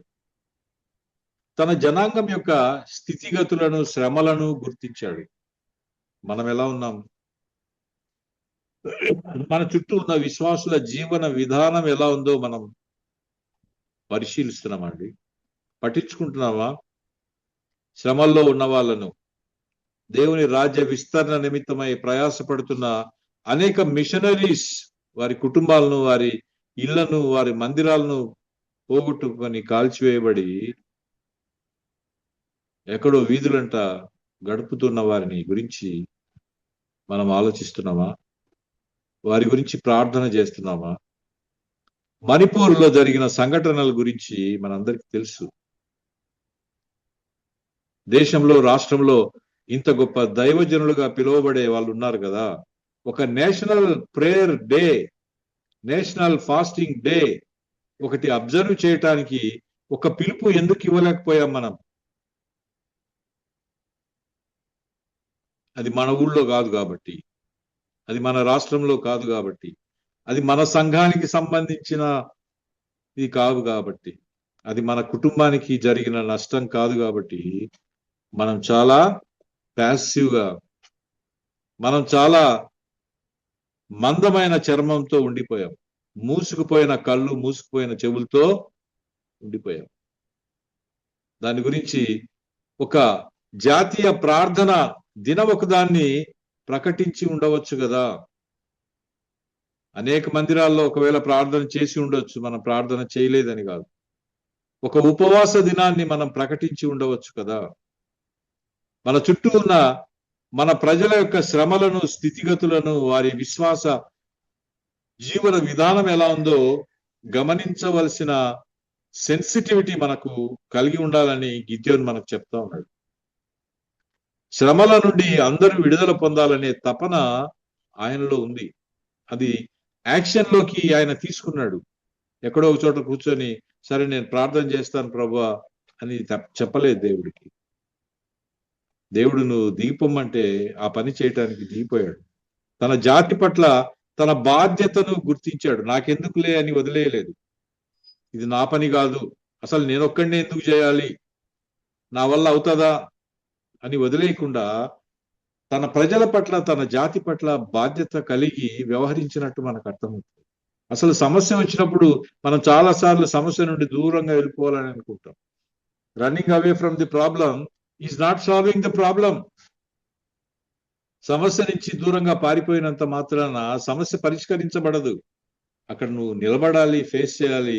అప్పుడు మాత్రమే సమస్య పరిష్కరించబడుతుంది. గిద్యోను అలాంటి నేచర్ మనకు కనబడుతుంది. గిద్యోనులో నిలబడ్డాడు, సమస్యకు ఎదురొడ్డి దాన్ని దేవుని సహాయం చేత పరిష్కరించడానికి పోరాడినట్టుగా మనకు కనబడుతుంది. ఈయనలో స్ట్రైట్ ఫార్వర్డ్ గా మాట్లాడే నేచర్ కనబడుతుంది. యథార్థత కలిగి ఉన్నది, ముక్కుసూటిగా మాట్లాడే మనస్తత్వం, డ్యూయల్ నేచర్ లేదు.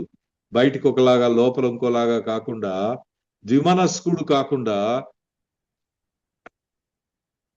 ముక్కుసూటిగా వ్యవహరించే మాట్లాడే మనస్తత్వం గిద్యోనులో మనకు కనబడుతుంది. లీడర్షిప్ క్వాలిటీస్ ఈయనలో మనకు కనబడతాయి. నాకెందుకులే, నేను చేయలేను, నేను కనిష్ఠుడను అన్నాడు. కానీ ప్రారంభంలో ఒక్కసారి దేవుడి మాట వినటం నేర్చుకున్న తర్వాత ఇశ్రాయేలీలందరినీ మొబిలైజ్ చేసినట్టుగా మనకు నెక్స్ట్ ఇదే లైన్స్ లో నెక్స్ట్ అధ్యాయంలో మనకు కనబడుతుంది. అందరినీ మొబిలైజ్ చేస్తాడు. ఇది లీడర్షిప్ యొక్క క్వాలిటీ. లీడర్ ఏమంటాడంటే let's go and do it అంటాడంట లీడర్. బాస్ ఏమంటాడంటే గో అండ్ డూ ఇట్ అంటాడు. మీరు వెళ్ళండి, ఆ పని చేయండి అంటాడంట బాస్. అయితే లీడర్ అయితే వెళ్దాం పదండి, మనం వెళ్ళి ఆ పని చేద్దాం అంటాడు. ఎవరు మంచి వాళ్ళండి? లీడర్ తాను కూడా అందులో ఇన్వాల్వ్ అవుతాడు. మనం వెళ్ళి ఆ పని చేద్దాం, మీరు వెళ్ళి ఆ పని చేయండి కాదు, మనం వెళ్ళి ఆ పని చేద్దాం. That's the difference between A leader and the boss. మనం చాలాసార్లు బాస్ లాగా ఉండాలనుకుంటాం కదా, మనం లీడర్ లాగా ఉండటానికి ఇష్టపడం. లీడర్, యేసు ప్రభువును మించిన నాయకుడు ఇంకొకరు లేరు మనకు. తాను తన శిష్యుల పాదాలు కడిగేంతగా తన నాయకత్వాన్ని తగ్గించుకోవడం మనం చూస్తాం. మనం చాలాసార్లు ఉన్నతమైన స్థాయి, స్థానం, గౌరవం, హోదా కోరుకునే వాళ్ళంగా కనపడతాం. ఎక్కడ బయట కాదు, మందిరంలో కూడా. కానీ ఈయన అలా కాకుండా అందరితో కలిసిపోయి వాళ్ళు ఏం పని చేయాలని ఈయన కోరుకుంటున్నాడో ఆ పని ఆయన కూడా చేసేవాడుగా దిగి వచ్చినట్టు మనకు చూస్తాం. మాటల మీద కాకుండా చేతల మీద నమ్మకం కలవాడుగా మనకు కనబడుతుంది. కబుర్లు చెప్పి తప్పించుకొని పోయేవాడు కాదు, వాటిని యాక్షన్ లోకి తీసుకుని వచ్చేవాడుగా మనకు కనబడుతుంది. పని చేసేవాడుగా మనకు కనబడతాడు. మాటలు చెప్పి దూరం పారిపోయేవాడు కాదు. ఒకసారి విశ్వాసంలోకి వచ్చిన తర్వాత ఇంకా వెనుదిరగకుండా ముందుకు సాగి వెళ్తాడు. ఆరంభ శూరత్వం కాదు, విశ్వాసంలో ముందుకు వెళ్ళేవాడుగా మనకు కనబడతాడు. ప్రారంభంలో ఉన్న ఉడుకు చాలా సార్లు మనలో కనబడదు, కానీ గిద్యోను అలా కాదు. ప్రారంభంలో ఎలా నమ్మకంగా ఉంటానని దేవుడికి మాట ఇచ్చాడో, ఎంత ఉద్రేకంగా ఆ పనిలోకి దిగాడో అంతే ఉద్రేకంగా ఆ పని చేయటానికి, ముగించటానికి ప్రయత్నం చేస్తున్నాడు.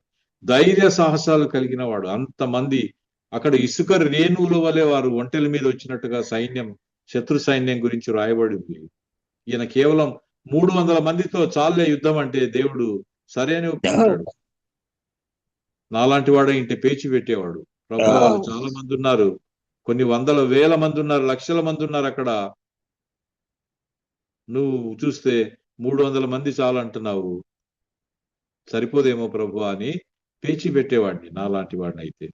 అయితే దేవుడు కేవలం 300 మందితో యుద్ధం చేయమంటే అంత పెద్ద సైన్యాన్ని, అంత యుద్ధాన్ని ధైర్యంగా చేయటానికి ఎదురుండి నిలబడ్డాడు. అంటే ప్రాణం పోయినా పర్వాలేదు అనుకున్నాడా? అసలు ప్రాణం పోదులే అనుకున్నాడా? దేవుడు యుద్ధంలోకి దించిన తర్వాత ప్రాణం ఎలా పోతుంది? పోదు. ధైర్యంగా ముందుకు వెళ్ళినట్టుగా చూస్తాం. శత్రువుల బలం చూసి భయపడలేదేనా? అసలు యుద్ధ నైపుణ్యం అంటే దావీదే మనకు కనబడతాడు. బైబిల్లో దావీదును మించిన యుద్ధ నైపుణ్యం గలవాడు ఎవరు లేరు. అసలు శత్రువులు దావీదుతో యుద్ధం అంటే గుండె ఆగి చచ్చిపోయినట్టు, యుద్ధానికంటే ముందే ఆయనతో సంధి చేసుకోవడానికి ముందుకు వచ్చినట్టు మనకు గ్రంథంలో చాలా చోట్ల కనబడుతుంది. ఈయన కూడా, గిద్యోను కూడా యుద్ధ నైపుణ్యం దావీదు తర్వాత అంతటి యుద్ధ నైపుణ్యం కనబరిచినట్టుగా మనకు కనబడుతుంది. సమస్యను చూసి పారిపోకుండా ఎదుర్కొనేవాడుగా మనకు కనబడతాడు. తన జాతి కోసం ఏం త్యాగం చేయటానికైనా సిద్ధపడినవాడు. త్యాగం చేయటానికి, తన జీవితం త్యాగం చేయటానికి, కుటుంబాన్ని త్యాగం చేయటానికి, తనకున్న బలం, తనకున్న ఆర్థిక వనరులన్నిటినీ తన జాతి కోసం, ఇది చాలా ప్రాముఖ్యమైన విషయం, తన కుటుంబం కోసం, తన కోసం కాదు, తన బంధువుల కోసం కాదు, తన జాతి మొత్తం, ఇశ్రాయేలు అనబడే జాతి మొత్తం కోసం ఏం చేయటానికైనా సిద్ధపడినట్టుగా గిద్యోను మనకు కనబడతాడు. నేనొక్కడనే నాకొక్కడికే ఇదంతా ఎందుకు వచ్చింది మనం చాలా సార్లు అనుకుంటుంటాం. ఆ పని చేయటానికి ప్రారంభం చేసిన తర్వాత కూడా నేనొక్కడనే భయపడుతున్నాను, నేనొక్కడనే ఈ భారం అంతా మోస్తున్నానని చాలా సార్లు మనంతటా మనమే సెల్ఫ్ పిటీ ఎక్స్ప్రెస్ చేస్తూ ఉంటాం. కానీ అలా కాదు. దిగాడు, ఆ యుద్ధం ఏమైనా సరే ముందుకు సాగి వెళ్తున్నట్టు కనబడతాడు. అసలు నిస్వార్థపరుడుగా మనకినా కనబడతాడు. ఏ ప్రయోజనం, ఏ పొజిషన్ ఈయన ఆశించినట్టుగా మనకు కనబడదు. కేవలం తన ప్రజల యొక్క క్షేమం తప్ప ఇంకేమి ఆశించలేదు. ఈ అధ్యాయాలన్నీ చదివితే మనకు అర్థమవుతుంది. దేవుని పైన పూర్తిగా ఆధారపడేవాడు. ఇదే దేవుడికి కావాల్సింది కూడా. దేవుడు అలాంటి వారినే కోరుకుంటాడు. తన సొంత జ్ఞానం, సొంత బలం, సైన్యం, బలగం వీటి వైపు చూసుకోకుండా దేవుని వైపు చూస్తూ ముందుకు సాగిపోయేవాడుగా గిద్యోను మనకు కనబడతాడు.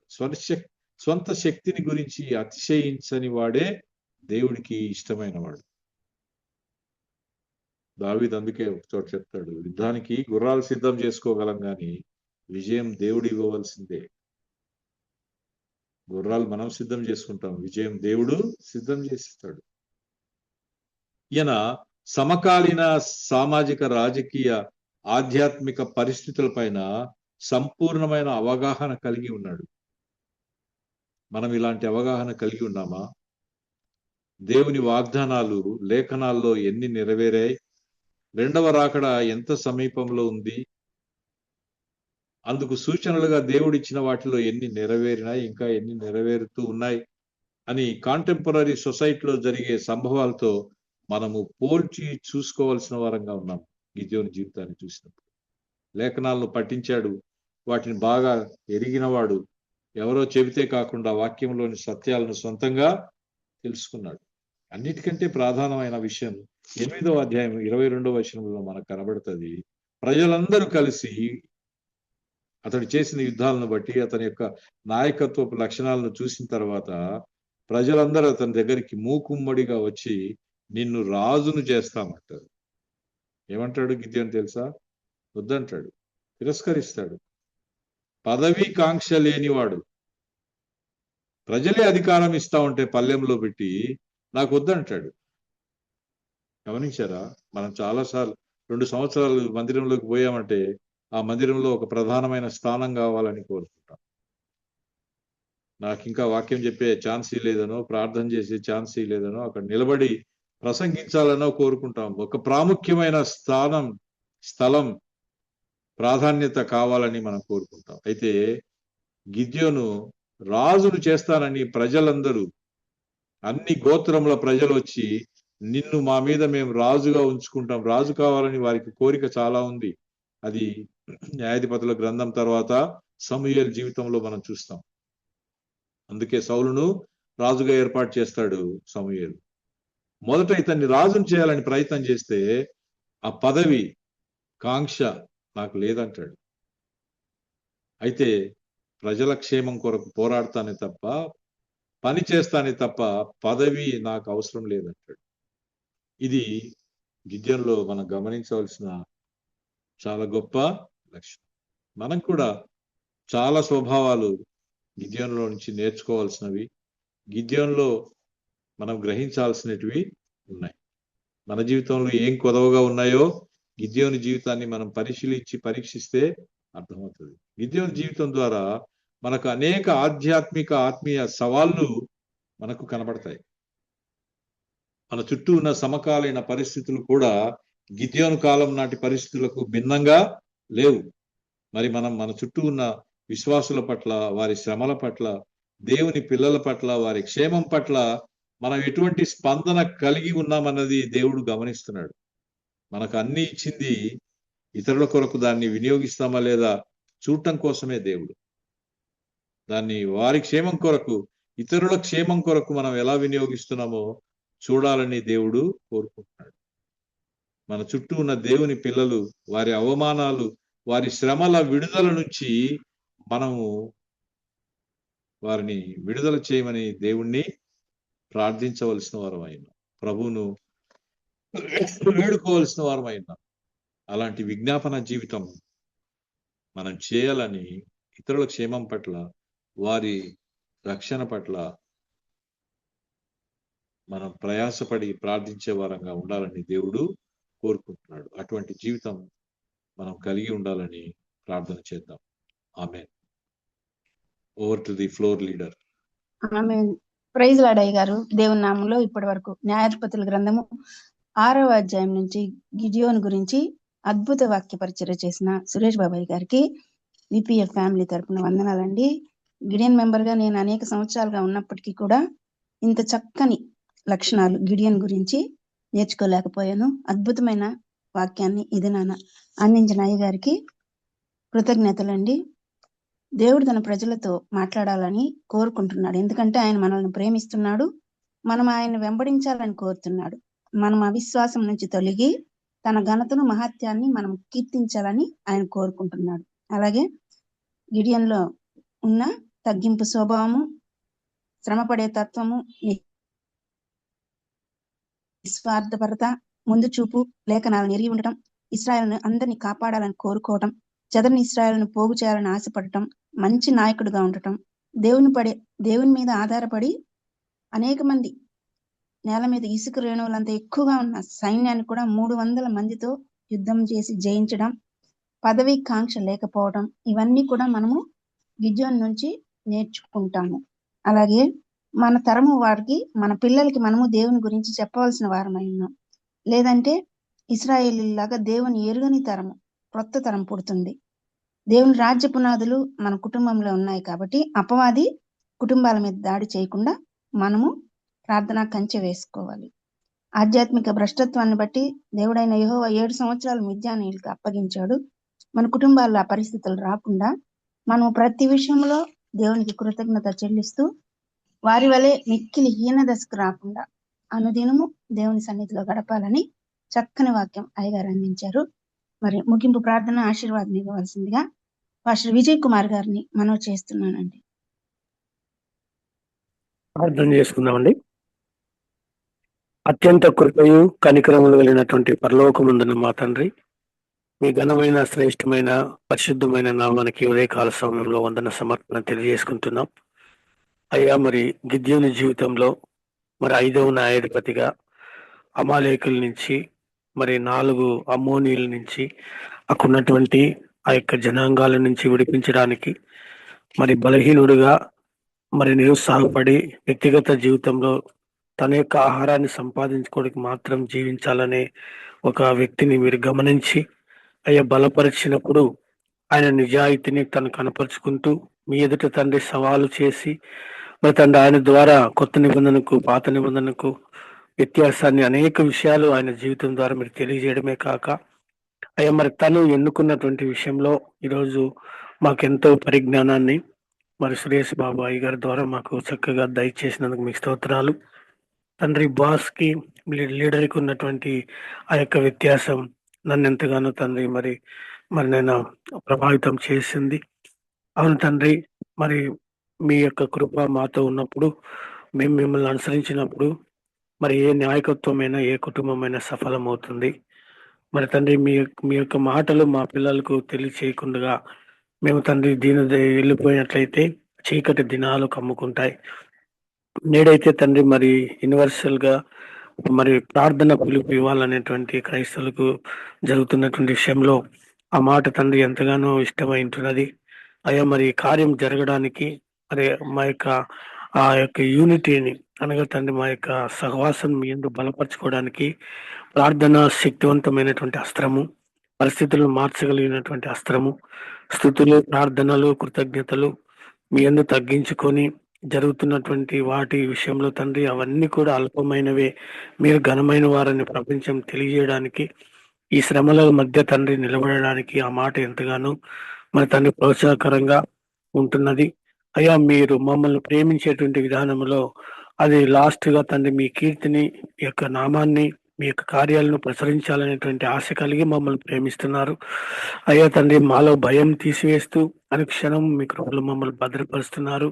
మిమ్మల్ని వెంబడించాలని ఆశ కలిగి ఉన్నారు. మేమెంత తృణీకరిస్తున్నా, ఎంత బలహీనమై మరి గిద్యోను కూడా తండ్రి చాటున దొల్లు కొట్టుకునేవాడుగా ఉన్నా అనేకులు ఎదుటికి పిలిపించి 40 సంవత్సరాలు అద్భుతమైనటువంటి లీడింగ్ పరిపాలన చేయగలిగి అనేక మందిలో తండ్రి రాజు కనపడినటువంటి వ్యక్తిని తండ్రి ఎదురుకు తీసుకొని వచ్చి ప్రజలే మీరు మమ్మల్ని పాలించమని అడిగేంత ఒక స్థితిలోనికి ఆయన తీసుకొని వచ్చారు.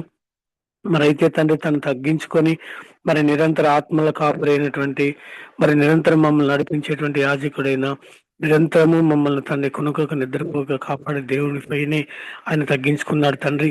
మరి తండ్రి మరి ఆ యొక్క మాటే మరి రాబోయే దినాల్లో రాజులు అనేది వారు కనపన్నారు. కానీ మరి నిత్యమైన రాజు, సకల యుగాల్లో రాజు నీవైనావని మరి తండ్రి యొక్క ఆధ్యాత్మికంగా మేము గమనించవలసిన విషయం ఉంటున్నది. మరి ఇలాగ తండ్రి ఎన్నో విషయాలను తండ్రి చక్కగా విశ్లేషణపూర్వకంగా మరి తండ్రి ఆయన మాట్లాడి ఉన్నాడు. మరి పాత విషయాలను అతను మౌనంగా ఉన్నప్పటికీ ఆయన హృదయంలో ఉన్నటువంటి ఎన్నో బలమైన సంగతులు మీతో షేర్ చేసుకోవడం వల్ల, మీతో పంచుకోవడం వల్ల అనేకులకి ఈరోజు మాతో ఆ విషయాలు మాట్లాడటం వల్ల మాలో కూడా బలం కలిగినది. ఆయన మరి తండ్రి పౌలు గారు ఇలాగంటున్నారు, పాటలు పద్యాలు సహవాసము ఎన్ని ఉన్నా సమృద్ధిగా వాక్యం ఉండాలని. మరి తండ్రి మీ సంగతులను మేము నింపుకునేదానికి ఇది ఒక మంచి సాదృశ్యమైనటువంటి బోధన తండ్రి. మరి అయ్య గారిని ఆశీర్వదించండి, తన పరిచయని కుటుంబాన్ని ఇచ్చిన పిల్లలను, వారి యొక్క మనవరాలని తండ్రి, అలాగే వారి యొక్క పరిస్థితులను దీవించి ఆశీర్వదించండి. ఉదయకాలంనే ప్రార్థనలో ఎదుర్కొని అనేకుల కొరకు ప్రార్థన చేస్తున్నటువంటి పెద్దలందరినీ దీవించండి.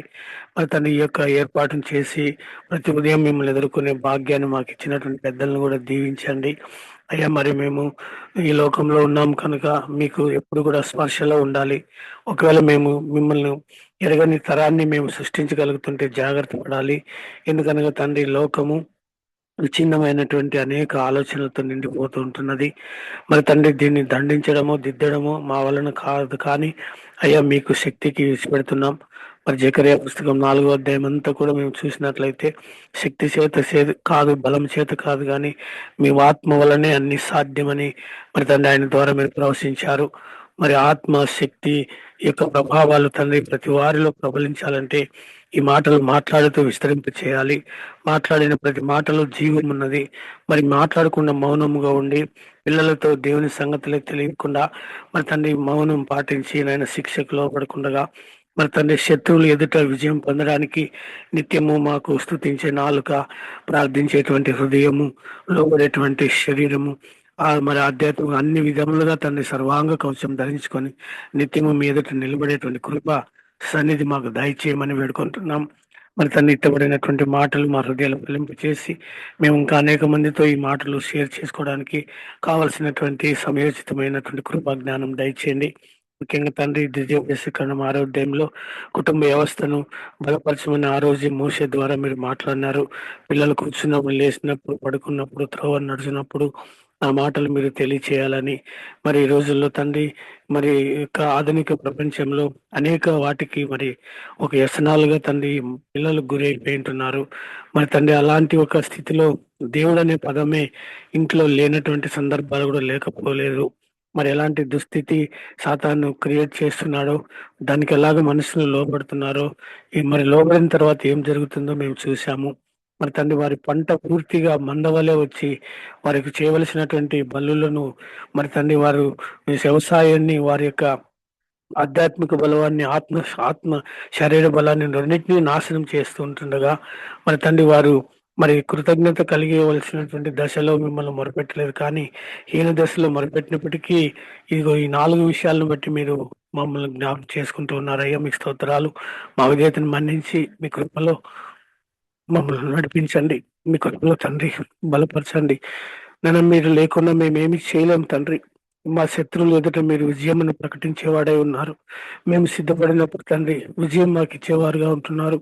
మరి దావీదు తండ్రి ఎంత నైపుణ్యం కలిగినప్పటికీ, ఎంత బలాఢ్యుడైనప్పటికీ, ఎలాంటి వాటిని ఎదుర్కొనే శక్తి కలిగినప్పటికీ కూడా జయమిచ్చేవాడు యెహోవాయే అని తన హృదయం నందు పూర్తిగా స్వస్థత బుద్ధి గలవాడై మిమ్మల్ని స్తుతించి ఎన్నో మరి తండ్రి విజయాలను తన జీవితంలో సవి చూసినాడు. కనుక తండ్రి తగ్గించుకునేది, లోబడేది, మీకు అనుకూలంగా ప్రవర్తించేది నిత్యము మాలో ఉండాలి. ముఖ్యంగా నాలో ఉండాలని నేను కోరుకుంటున్నాను. అయ్యా ఈ కృపను తండ్రి మాకు ఈరోజు ఉదయకాలం ఇచ్చి మమ్మల్ని తండ్రి మరొకసారి తండ్రి ఆలోచింపచేసి మరి మీ ప్రేమను చాటుకున్నందుకై మీకు కోటాను కోట్లు వందన సమర్పణ తెలియజేసుకుంటున్నాం. ఈ భావాలను తండ్రి మేము సరిగా అర్థం చేసుకొని ఆధ్యాత్మికంగా మీకు ఆత్మానుసారంగా జీవించడానికి కృపను మాకు దయచేయండి. ఇక్కడ చేరి వచ్చిన పెద్దలందరినీ దీవించండి. మరి ప్రార్థన అవసరతలుండి అడగలేక మరి మరుగుపడిన వారందరినీ పేరు పేరున జ్ఞాపకం చేసుకుంటున్నాం.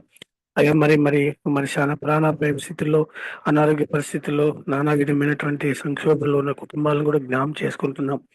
మరి తండ్రి మీ సన్నిధి, మీ కృప నిత్యము నాతో ఉంచమని వేడుకుంటూ అయ్యగారిని కూడా దీవించి ఆశీర్వదించమని మరి తండ్రి మమ్మల్ని అందరినీ కూడా మీ కృపలో బలపరిచినందుకు మీకే ఘనతయు మహిమ ప్రభావం నిత్యం చెల్లునుగా. కానీ యేసు పరిశుద్ధ నామంలో అడిగినవన్నీ పొందుకొని యేసు నామంలో అడిగి వేడుకుంటున్నాం తండ్రి. ఆమె పరలోక ప్రార్థన చేసుకున్నాం. తండ్రి నీ నామం పరిశుద్ధపరచబడును గాక, నీ రాజ్యం వచ్చును గాక, నీ చిత్తం పరలోకమందు ఎలాగో భూమి యందు నెరవేరును గాక. మాకు కావలసిన ఆహారం నేడు మాకు దయచేయము. మా ఎడల అపరాధము చేయవారిని క్షమించినట్లు మా అపరాధములను క్షమించము. శోధన లేక తప్పించము. ఎందుకంటే రాజ్యం, శక్తి, మహిమ నిరంతరము నీవే ఉంటున్నావు నాయనా. ఆమేన్.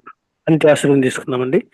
మన తండ్రి అయినటువంటి దేవుని ప్రేమ, ప్రభువైన యేసుక్రీస్తు కృప, పరిశుద్ధాత్మ యొక్క అన్యోన్య సహవాసం చేరుగా వచ్చిన మనందరి మీదను, ఈ రోజు రాలేక వెనకబడిన వారి మీద తోడుగా ఉండి ఆయన కృపాక్షేమాలు ఈ దినమంతటా మనలో విస్తరింపచేసి మన యొక్క ఆలోచనలో, నడకలో, ఉద్దేశాలలో అన్నిటి యందు సాఫల్యతను దయచేసి ఆయన ప్రేమను, ఆయన యొక్క ఆశీర్వాదాలు నిత్యము మన యందు మనకు అనుగ్రహించి ఆయన కృప చూపును గాక. ఆమేన్. ఆమేన్. ముగింపు ప్రార్థన మరియు ఆశీర్వదించిన పాస్టర్ విజయ్ కుమార్ గారికి, వాక్య పరిచయం చేసిన సురేష్ బాబాయ్ గారికి, కూడి వచ్చిన విశ్వాసులైన పరిశుద్ధులందరికీ కూడా విపిఎఫ్ ఫ్యామిలీ తరఫున వందనాలండి. మరి ఈ దినమున తెలంగాణలో inter first year exams start అవుతున్నాయి. ఝాన్సీ గూడపాటి గారి పాప శ్రీనిధి అటెండ్ అవుతుంది. అప్పుడు చక్కగా ఎగ్జామ్ రాయాలని ప్రతి ఒక్కరం కూడా మన ప్రార్థనలో జ్ఞాపకం చేసుకుందాం. ప్రభు చిత్తం అయితే రేపటి దినాన్ని తిరిగి కలుసుకుందాం. అంతవరకు సెలవు తీసుకుందాం. Praise the lord to all.